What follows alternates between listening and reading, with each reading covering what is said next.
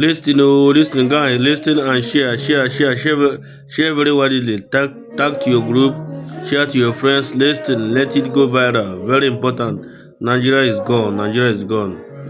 Even the politicians themselves that have coming out one by one now to shout, that government of Ahmed Tinubu is not doing well. It's not doing well. It's not. This thing did not start today. This thing did not start today. It did not start today. It has been there. It has been here. It's not a today matter. Sorry. Sorry. It's not a today matter. So, please listen to the one of the politicians that they are eating their money now. Maybe Tinubu has not put in this one into power or putting him into some office. He's now shouting. Look at what is happening. Look out. Nigeria is gone. Nigeria is gone. Nigeria is gone. Look at what price of fuel, price of bag of rice, price of things in the market.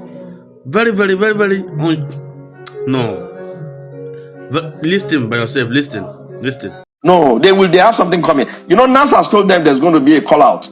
I'm sure it won't take long before Labour joins them. And by the grace of God Almighty, we will all empty into the street and ensure that go they will. If they will not listen appropriately, if they think that anybody is going to allow them. Do you think that this government is not listening? No, I think this government is sheer irresponsible and incompetent. Nobody has time for pussyfooting and powdering their face anymore. What do you think they are doing? Do you know what's going on in the country? Do you know how many lives have been lost as a result of their useless policies that doesn't make sense? What kind of person who calls himself an accountant would not know that a nation that is so export dependent, you got to manage your exchange rate, how by crook or by means, or whatever means? What kind of person comes onto a chair? He has not even looked at the books. He doesn't even know what is there. He doesn't. It's gone. It's gone. But the president had told Xi Jinping, the Chinese president, he is a reformer that is trying to take a painful route in reforming the economy and the nation. Thank you. For a man who's using our money to be buying new jets, for a man who's buying Escalades bulletproof, for a man who's spending money like he's going out of fashion, is that how Deng Xiaoping managed China before he got to Xi Jinping? Is that how China Mama? He's not reforming anything. He's just wasting everybody's time and creating chaos. And he's trying to get national anger to get to a point. It will be a boiling point. Let me tell you, my dear friend,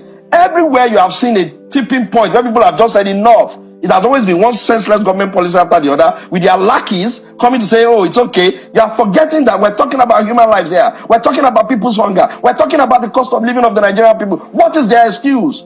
You are telling us now that, oh, NNPC that can say they're bringing a profit of, is it 3.7 trillion as their profit? At the same time, this is madness. This is sheer arrant madness. And we have been screaming about this NNPC since forever. Whatever. They came and said they are the expert. And now because they are experts, they will be living in plenty, and they will expect the citizens to empathize with them. If you want to run a transformational government, you start transforming it from your body side, from where you are seated. You can't be showing us that we have all the money in the world. You are playing anyhow. You are running the government of yourself and your children and your family, and you expect the Nigerian people to accept that? But is that the true set of things?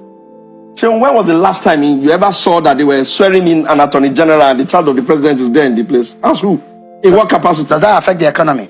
So you see, it's always one misdemeanor, one misbehavior, one inappropriate conduct that ends up becoming the culture of a government. Look at their government. The man told us that, oh, I have a person there who used to be in NPA that will be evaluating them and being key performance indicator and talk a lot of nonsense on television. After how many months, what have they been able to do? Who have they evaluated? If they had evaluated their minister, would they not have known that there's crisis there? What is the reason why the president has not fired himself as Minister of Petroleum? What is his explanation for why all this nonsense is going on in NNPC? Everything is just... Are we the only country that is making oil? Are we the only one selling it? People are not so much averse to, increase the prices like that, but not in this manner. They're saying now that they have to make appropriation, or they're going to give 3 billion to the federal account. That's the last thing they say. Look, Sheon, a nation is not run as if it's your private enterprise. There is separation in the government, and there is a National Assembly that is supposed to legislate and give you appropriation powers to do certain things. But Mr. Shagumi, the NNPC is the federal government saying that, look, we are not privy. The market forces are taking control. If the NNPC says they've spent this money, but what we are hearing is, in fact, the availability problem was caused because NNPCL is owing to the tune of billions of dollars to those who have lifted, and that's why you need to let me land. And I'm saying the presidency of Bola Ahmed Tinubu, President Tinubu, with due respect, could not have said this nation is not paying subsidy, and then one entity under this federation that does not have powers to run as if it's on the moon, in Mars, or in Jupiter, will now come and tell us that, oh, we have been buying the fuel, and they are scared of using the word subsidizing it. Who appropriated that? So invariably they've been subsidizing. They've not used the adjective subsidizing. They will have to come and tell us who gave them permission to appropriate our monies in that manner. One, how can you run the most important thing that carries our economy in such an opaque and a voodoo manner? And when we speak to these issues, with due respect, when we speak to these issues because the fact that they are in government does not mean they love the country more than those of us that are not in government. And they got a very small, very, very small number to come and run this country. Therefore, they don't even have the majority right to be running all of us into trouble. The cost of living of our people is very, very, very high. They can barely cope. Our unemployment figures are very, very high. They can barely earn a living. You have just said you are going to pay civil servant 70,000 naira. We have not seen how that is going to be, matched by private sector. Those who are not even on the payroll still have to survive. At the same time, you have increased the cost of energy. People still have to survive. At the same time, they even have the temerity to say they are going to increase VAT by 10%. Let us just be clear. The last outing when people were going on, they were going to say they're going to shut down the country and all that. We pulled them back with all our strength and didn't join it because we felt that, okay, let's just manage that period. You cannot insult our sensibility with less than a month after such an event, and you are telling us now you are moving it to what? Who gave them the right to do that? Let me ask you a question. Yes. If you were the CEO of a private company, which company is that? No, I'm just giving an example. If you are a CEO of a private company, and the kind of statement that came from the NNPCL over the weekend, which a lot of people felt offended by, and in any case, coming out and unveiling to Nigerians what they have been doing that has become less transparent. What would you be doing to stretch the head or the leadership of such an entity? You see, I have wondered, except to maybe if they have some crooked underhand dealings that government is just allowing them to get away with. There is no reason why Mile should be sitting down on that chair. I'm imagining he has been in charge the of National Assembly. He has been just a moment. I'm asking you a question in the direction of where you are going. Yeah. That if Mr. Mele Kyari, who says he is in charge of a private entity that government has a stake in, is answerable to the private interest in a capitalist economy, what about the interest of the Nigerian people as represented by the National Assembly? If this kind of thing is going on over the weekend and now, shouldn't any reasonable National Assembly representing the voices of the Nigerian people be calling Mr. Mele Kyari and everybody that is involved to question them and answer to Nigerians the question about these prices, isn't it? A serious National Assembly will not just be calling Mele Kyari, it's too small. A serious National Assembly will be calling the president, who doubles as the Minister of Petroleum, to come and answer charges. Appropriation is a very serious issue.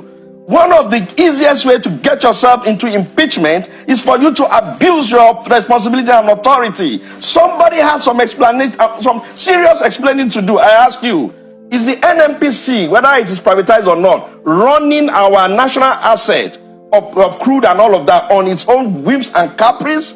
And is it spending the resources that it makes by the sales of our national asset on its whims and crasses? Who gave them the authority to be